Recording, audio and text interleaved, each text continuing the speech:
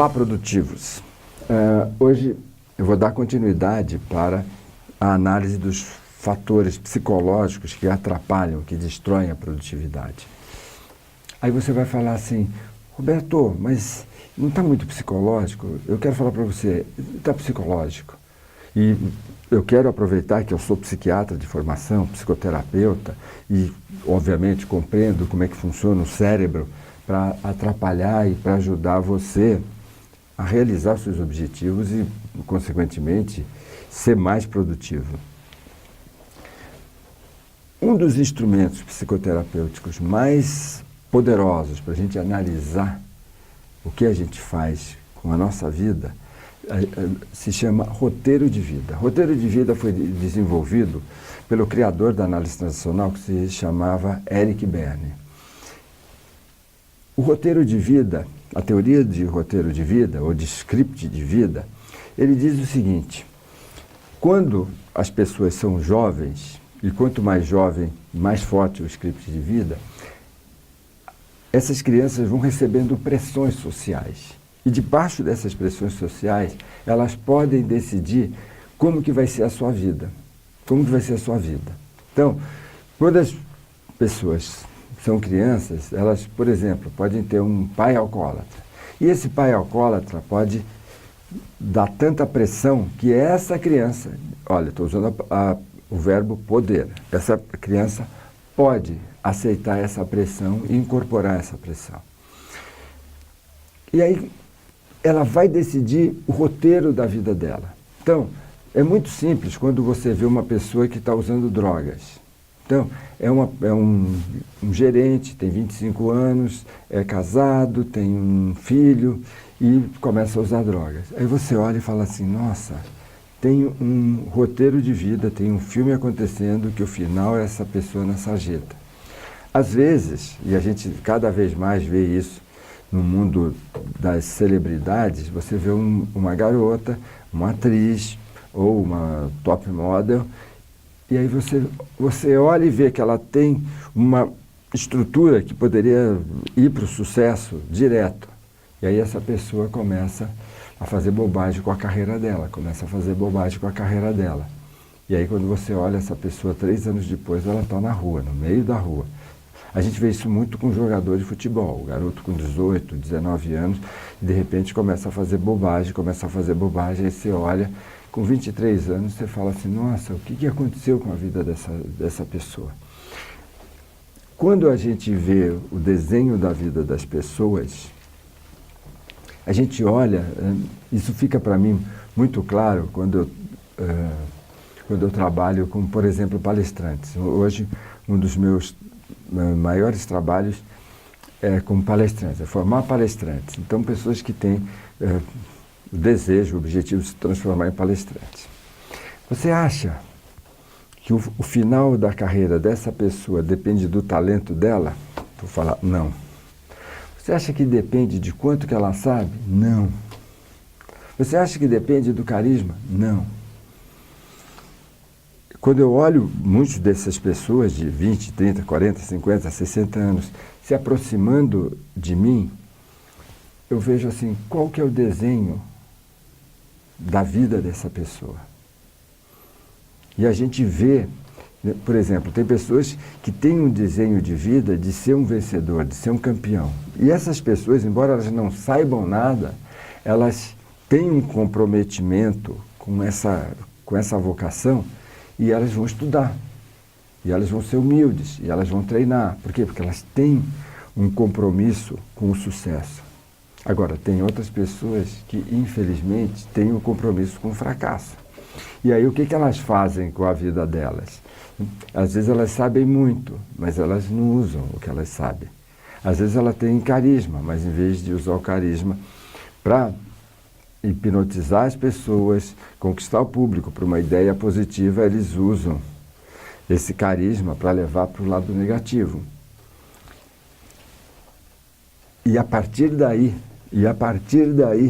essas pessoas vão destruindo todos os seus talentos e as suas vocações. Deixa eu falar um pouquinho mais, para você parar um pouquinho e pensar. Quando uma pessoa, então, por exemplo, às vezes uma pessoa tem pais e mães que se matam. Essa pessoa pode decidir, quando criança, eu não vou viver um grande amor. Casamento é complicado. Então, o que essa pessoa faz? Ela fica batendo nela. Eu preciso de um grande amor, eu quero um grande amor. Mas quem que ela escolhe? Ela escolhe pessoas que vão tratá-la mal, que nem o pai tratava a mãe dela. Elas vão escolher pessoas que não querem compromisso, que não têm integridade afetiva. E depois que o tempo vai passando, ela fala assim, nossa vida, a Nossa Senhora, qualquer coisa, Jesus Cristo, puxa, eu fui perdendo oportunidades. Tem pessoas que o seu roteiro de vida é um roteiro de vida assim, de ficar tendo relacionamentos amorosos, simplesmente passageiros. Tem outras pessoas que vai desenhando a vida para limitar o seu poder profissional. Tem outras pessoas não, que elas pegam e elas vão até lá na frente. Então, vou pegar exemplos. Eu tenho um amigo chamado Alair Martins. O Alair Martins, ele nasceu numa fazenda, era lavrador, super pobre. Aí, quando ele fez 14, 15 anos, ele falou, pai, eu quero ir para a cidade. Aí ele foi na cidade e começou a trabalhar no armazém. Ele não tinha outra profissão, não tinha nada. Aí ele falou, vou comprar um armazém. Aí ele comprou um armazém. Aí quando ele comprou um armazém, ele pensou assim, é difícil de eu comprar as coisas.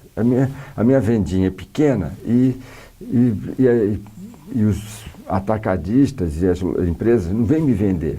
Então ele começou a procurar jeitos de comprar. Aí ele falou, nossa, tem tanta gente de vendinhas que precisa do que eu estou precisando hoje, eu vou fazer o seguinte, eu vou comprar dos atacadistas e vou vender para essas vendas. E aí ele criou o maior atacadista do Brasil, chamado Martins. Ele fez faculdade? Não. Ele fez MBA em Harvard? Não. O que ele fez? Ele criou um desenho de vida onde ele superava todos os obstáculos. Ontem eu tive a oportunidade de conversar com a Luísa Helena. A Luísa Helena Trajano foi, durante muito tempo, a presidente do Magazine Luiza. É interessante, embora o nome dela seja Luísa, não foi ela a fundadora do Magazine Luiza foram seus tios. Só que desde os 12 anos, essa garota simples trabalhava na loja. E depois de um tempo, quando ela fez 30 anos, os tios dela deixaram ela cuidar da empresa. E é impressionante como que essa pessoa, com tão poucos recursos, criou uma das lojas de varejo, das redes de varejo mais poderosas. Hoje aquela pessoa simples, aquela garota simples de Franca, está na lista da Forbes como uma das mulheres mais ricas do mundo, dona de mais de R$1 bilhão de fortuna.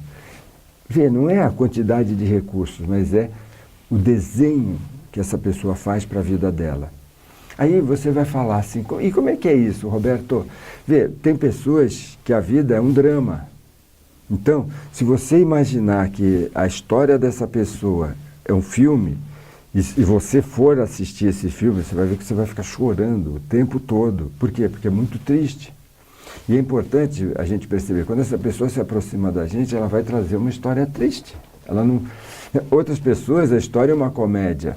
Outras pessoas, a história é um documentário.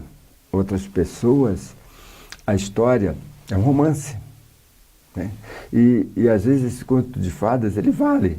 Embora as pessoas dizem que não existe conto de fadas, sabe, eu conheço alguns casamentos que as pessoas se conheceram, casaram com 20, 25, 30 anos e elas foram felizes para sempre. O que é importante que eu quero falar para você? A maneira com que você decide a sua vida, vai influenciar tremendamente a maneira com que você organiza seu dia. Se você, quando você era adolescente, quando você era criança, decidiu que você vai ser um vencedor, você não vai perder tempo com fofoca, você não vai perder tempo com bobagens, você vai ter foco. Por quê? Porque você decidiu que você é um campeão. Se a pessoa decidiu que ela é um perdedor, ou seja, é uma perdedora, o tempo todo ela vai desperdiçar o tempo para poder chegar no final da vida e falar assim, eu não tive sucesso. Por quê? Porque gente honesta não tem sucesso no Brasil. É muito interessante quando eu vejo nas minhas redes sociais pessoas que dizem: ai, Roberto, nada dá certo. O Brasil sempre foi assim, os brasileiros são assim e sempre vão ser. Vê, qual que é o roteiro de vida dela? O roteiro de vida dela é um desenho para gente honesta não tem dinheiro.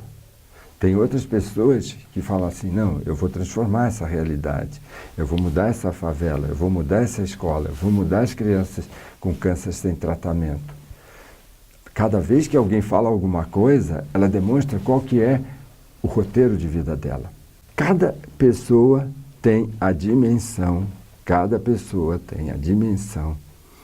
do seu dia, a partir de como elas constroem o roteiro de vida delas. Então, meu convite para você é: qual que vai ser o roteiro da sua vida?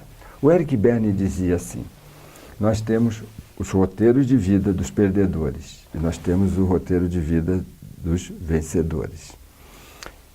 Eu não gosto muito de dividir a humanidade em vencedores e perdedores. Então, vou dar um desconto para o Eric Berne e vou pedir para você dar um desconto para mim. Mas se a gente usar o vencedores e perdedores, vê se você está do lado de quem está vencendo, de quem está realizando as suas metas. Ou vê se você está do lado dos perdedores. Como é que a gente vê o perdedor? O perdedor, ele sempre se coloca na posição de vítima. Ele sempre vai colocar assim: eu fui injustiçado, ninguém me estendeu a mão. Pode estar servindo para você? Vê. Se você lá no passado decidiu, eu vou levar a vida sempre me sentindo injustiçado, vítima do destino, sem força para mudar a minha vida, é muito importante você parar e você dar um desconto para você. É importante você parar e você falar assim: puxa vida, eu estou me sentindo uma vítima, eu estou me sentindo um pobrezinho, coitadinho, sem proteção, sem força. Aí eu vou falar para você, você vai olhar e vai ver que de 10 horas por dia que você está trabalhando, por exemplo, 5 você está reclamando do chefe, 5 você está reclamando da economia. 5 horas você está reclamando que seu pai não te deu proteção, não te ensinou como é que você poderia ser um vencedor, as fórmulas de ser um vencedor. Ok? Se você for um vencedor, deixa eu falar para você, você vai aproveitar todas as aulas desse curso. Por quê? Porque você vai pegar o sistema de pendências, vai organizar suas listas e vai sair. Por quê? Porque você vai utilizar o curso, o treinamento, para você chegar aonde você decidiu que você vai chegar. Ok? Então, eu quero sofisticar um pouquinho mais. Talvez você vai falar assim: Roberto, eu não sou um vencedor, eu não sou um perdedor. Tem algum lugar? Então, vê. Alguns estudiosos falaram assim: puxa vida, tem gente que perde e tem gente que não ganha. Então, qual que é a diferença? Então, vê, talvez você tenha um tio que era uma pessoa não ganhadora. Ou seja, ele conduziu a vida dele para ter pouco. Então ele ficou aquele pouco, ele nunca perdeu. Faz sentido isso para você? Ou seja, ele nunca perdeu, mas ele ganha pouco. Por quê? Porque ele não arrisca. Então, ele não vai namorar a garota que ele ama, ele vai namorar a garota mais fácil de conquistar. Ele não vai trabalhar no que ele mais quer, ele vai trabalhar no que está mais fácil dele trabalhar. Então, está mais fácil trabalhar na empresa do meu pai? Eu fico na empresa do meu pai. Por quê? Porque eu não vou arriscar. Então, como que essa pessoa vai organizar o seu dia? Ele vai organizar seu dia para não arriscar. E o perdedor, Roberto, o perdedor, ele vai organizar o dia para arriscar. Por quê? Porque ele gosta de perder. Então, ele vai ter uma tendência de jogar pôquer, ele vai ter uma tendência de fazer coisas além da vida dele. Ok? Tá. Então vamos ver agora os vencedores. Os vencedores, eles são pessoas que eles se preocupam de ganhar todas. Então você vai no seu clube e você vai ver que tem, no futebol, 4, 5 sujeitos que querem ganhar a partida de tudo quanto é jeito. E às vezes eles não são éticos, às vezes eles não respeitam sentimentos. Mas o que acontece? Eles vão ganhando. Só que eles só se preocupam com uma partida. Eles não sabem, não se lembram que a vida tem um campeonato.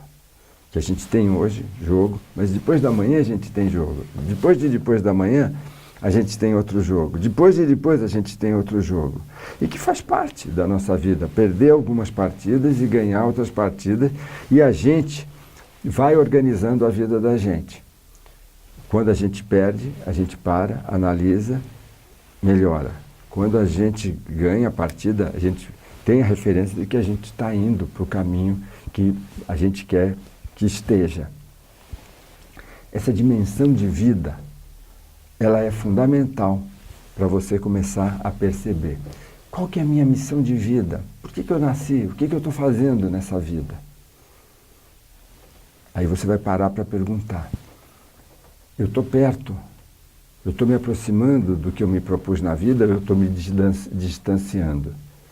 Quando eu olho a vida dos meus colegas na faculdade de medicina, que a gente passou 6 anos juntos, aí você fala assim, meu Deus, aquele sujeito não tinha talento nenhum e virou um grande médico. E aí a gente vê, puxa vida, aquele sujeito só tinha nota 10, o que aconteceu com ele? É isso que eu quero deixar para você. Você tem um texto que a gente fala de script de vida e a gente vai deixar um exercício. Esse exercício eu quero falar para você, quando a gente terminar essa aula, você vai tocar uma música, você vai relaxar, fechar os olhos e eu quero que você veja o filme da sua vida. O filme da sua vida. E quando você assistir o filme da sua vida, eu quero que você responda as perguntas que estão lá embaixo. Que tipo de filme que é esse? As pessoas choraram? Ou as pessoas ficaram felizes?